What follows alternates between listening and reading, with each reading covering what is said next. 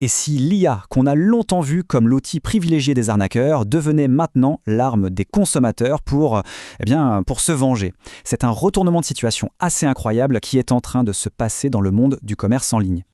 Bienvenue sur La Quotidienne de l'IA, la rubrique du premier site d'information sur l'IA, à savoir ia-info.fr.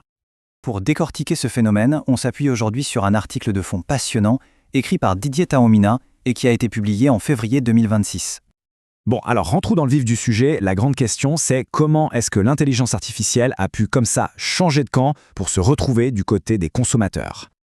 C'est la toute première phrase de l'article, et franchement, elle résume tout. Pendant des années, on a vu les consommateurs se faire avoir par des arnaques basées sur l'IA, avec de faux produits, de fausses annonces. Et bien maintenant, la roue a tourné. La tendance est complètement inversée. Ce sont les consommateurs eux-mêmes qui prennent les commandes de cette technologie pour retourner le système contre les vendeurs. C'est vraiment un basculement en 180 degrés. Hier, c'était les vendeurs qui utilisaient l'IA pour créer des produits qui n'existaient même pas. Aujourd'hui, ce sont les consommateurs qui prennent des produits bien réels, bien concrets, et qui leur inventent des défauts, grâce à l'IA. Les rôles sont plus qu'inversés. En fait, ça nous montre une tendance beaucoup plus large. Des outils super puissants, qui étaient réservés à des experts avant, sont maintenant à la portée de n'importe qui. Ok, mais concrètement, comment ça se passe ? Comment est-ce qu'une personne, sans connaissance technique particulière, peut réussir à monter une arnaque pareille ? Ça a l'air compliqué, mais vous allez voir.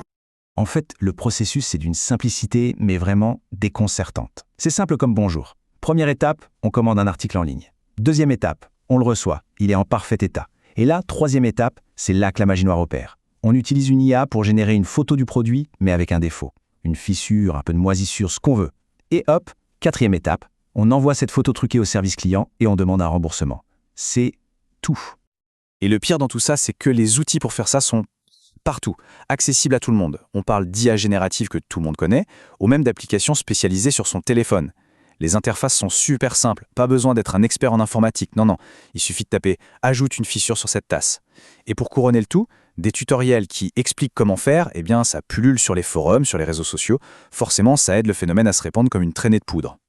Alors oui, au premier abord, on pourrait trouver ça malin, presque amusant. Une sorte de revanche du pot de terre contre le pot de fer. Sauf que les conséquences, elles, sont bien réelles, et parfois même dramatiques. Il est temps de regarder de l'autre côté du miroir et de parler des victimes. Et là, c'est le point vraiment important. Il ne faut pas s'imaginer que ce sont les géants de l'e-commerce qui trinquent. Non, les premières victimes, ce sont les petites entreprises, les artisans, les créateurs qui essaient de vendre leur travail. Pour eux, 1, 2, 3 fraudes de ce type, ce n'est pas juste une ligne dans un bilan comptable. Ça peut tout simplement vouloir dire la fin de leur activité. Le poids financier est énorme en fait. Ce n'est pas juste le coût du produit qui est perdu. Il y a aussi les frais pour le retour du colis, la fameuse logistique inverse, et puis il y a le temps. Tout ce temps passé à gérer une réclamation qui n'a pas lieu d'être. Tout ça mis bout à bout, ça vient grignoter une marge qui, pour un petit vendeur, est souvent déjà minuscule. Mais il y a aussi une dimension psychologique, et elle est super intéressante. Les gens qui font ça, pour beaucoup, ne se voient pas du tout comme des escrocs. Ils se trouvent une justification. Dans leur tête, c'est une sorte de justice populaire, une manière de reprendre ce qu'ils estiment qu'on leur a pris, de rééquilibrer les choses face à un système qu'ils jugent injuste. C'est un signe en fait que la confiance est en train de se briser. Évidemment, face à cette nouvelle menace, les plateformes de vente en ligne ne restent pas les bras ballants. Pas du tout. Ce qui se met en place, c'est une véritable course à l'armement technologique. C'est le jeu classique du chat et de la souris. Les fraudeurs utilisent des photos générées par IA, très bien, les plateformes répliquent, maintenant on veut une vidéo comme preuve. Le problème, c'est que c'est une défense qui ne tiendra pas longtemps. Les IA qui génèrent des vidéos progressent à une vitesse hallucinante.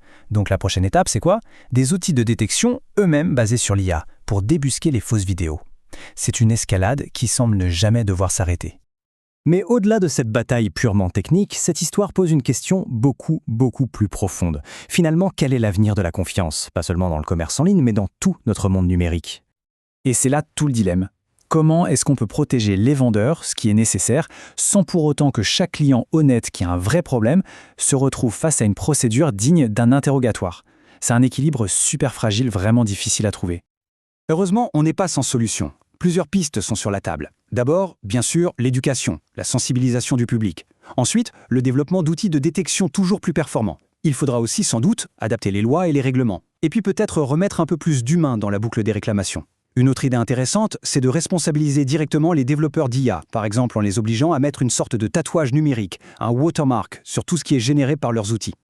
Au final, cette histoire de fraude, ce n'est vraiment que la pointe de l'iceberg.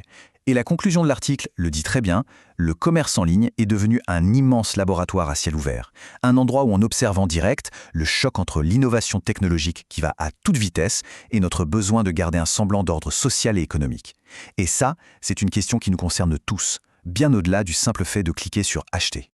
Voilà pour cette analyse, et pour ne rien manquer, retrouvez toute l'actualité autour de l'intelligence artificielle sur le portail ia-info.fr.